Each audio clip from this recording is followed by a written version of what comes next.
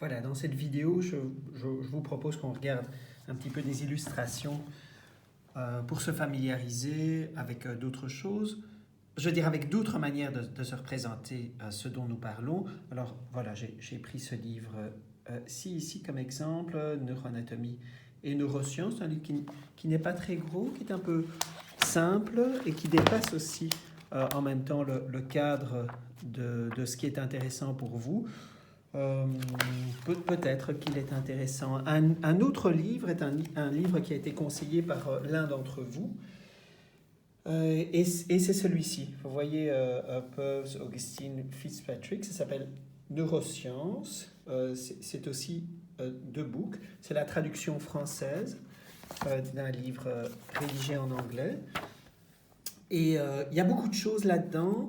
Je ne connais pas bien le livre, mais il m'a l'air bien. C'est-à-dire, il m'a l'air d'expliquer les choses assez bien. Je vous ai dit, moi, j'ai beaucoup utilisé neurosciences à la découverte du cerveau, mais celui-ci m'a l'air très bien aussi. Alors, si on regarde des illustrations particulières, voyons comment ce livre-ci dessine un neurone.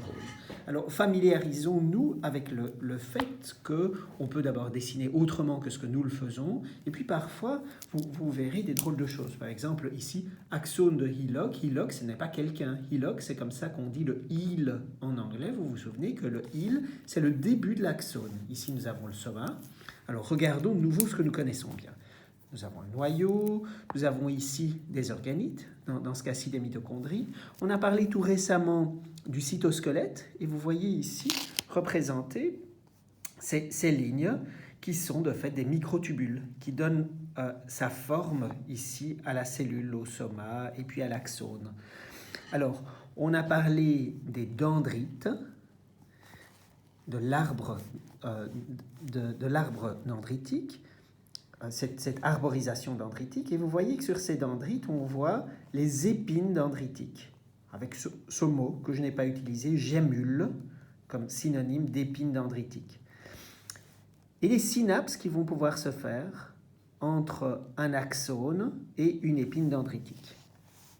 Nous allons parler des synapses plus spécifiquement. Ici, vous voyez déjà un vocabulaire qui sont synapses axo-axoniques, parfois on dit axono-axoniques, par opposition à celles qui sont axo-axoniques. Où est-ce qu'elles sont? Donc on a un axone qui va sur un axone, alors qu'ici on a un axone qui va sur le soma, donc ça ce serait une synapse axosomatique, et ici nous avons une synapse axodendritique entre un axone et une dendrite. Je vous dis, c'est pour un petit peu plus tard. Nous avons dit ça, c'est le soma, synonyme de corps cellulaire. Voici le hile, et non pas l'axone de Hillock, avec la gaine de myéline. Vous voyez qu'on peut avoir des axones collatéraux, des collatérales qui sont en fait des axones aussi. On les voit représentés ici. Vous avez un axone, et vous voyez que cet axone se divise, et que si on le suit, on remarque plusieurs terminaisons axonales. Donc la gaine de myéline, entre les portions qui sont entourées de myéline, les nœuds de Ranvier. Les nœuds de Ranvier, nous avons vu leur importance dans la propagation du potentiel d'action le long des axones myélinisés, cette conduction donc saltatoire. L'axone qui contient l'axoplasme, voilà un mot de vocabulaire que nous n'avons pas utilisé et qui, comme gémule, nous n'allons pas nous encombrer spécialement ce vocabulaire, mais soyons prêts à comprendre les choses comme l'axolème ici. Ce que l'auteur veut dire ici quand il parle d'axolème, c'est la membrane plasmique au niveau de l'axone. Alors, la cellule de Schwann, ça vous fait donc deviner s'il s'agit d'un neurone du système nerveux central ou du système nerveux périphérique. Eh bien, comme on a une cellule de Schwann, vous savez qu'il s'agit d'un neurone du système nerveux périphérique, puisque la myéline dans le système nerveux central est fournie par les oligodendrocytes. Alors ici, une petite bizarrerie, je m'étonne de voir deux noyaux représentés. Alors, la terminaison axonale, qu'ils ont appelée ici la terminaison nerveuse, Et dans ce cas-ci, alors regardons ce qu'il y a. Donc ils ont dessiné cette terminaison qu'ils appellent présynaptique, puisqu'on est dans la portion qui est avant la synapse.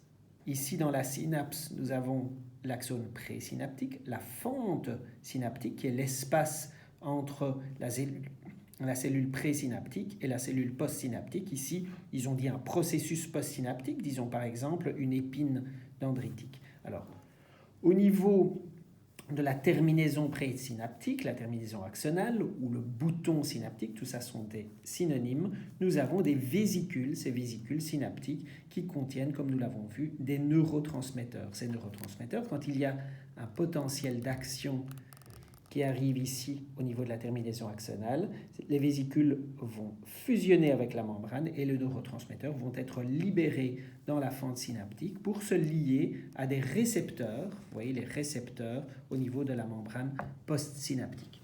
Qu'est-ce qu'on nous dessine encore ici? Ici, on a un agrandi sur le soma où on retrouve le noyau, où on retrouve du réticulum endoplasmique, de l'appareil de Golgi et divers organites.